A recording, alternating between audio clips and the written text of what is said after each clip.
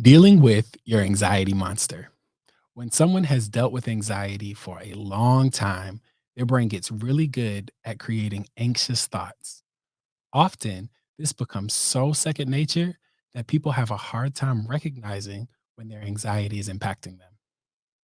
Their anxious thoughts seem so real that they just start to seem as if they're facts. Basically, the person becomes one with their anxiety.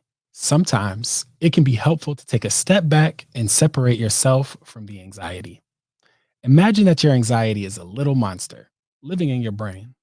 Sometimes it's there to protect you from real danger, but sometimes it gets confused and sees threats that aren't really there. When that happens, this little monster tries to trick you into reacting.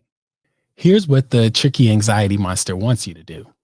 When you start to feel scared or worried, do everything you can to get rid of those feelings. If you have an anxious thought, take it seriously. Assume that because you thought it, it must be true. Trust the anxiety. Avoid the things that make you scared or worried. When you do these things, you make the anxiety monster stronger. It's like you're feeding it. You make it better at creating anxious thoughts, and you make those anxious thoughts affect you even more.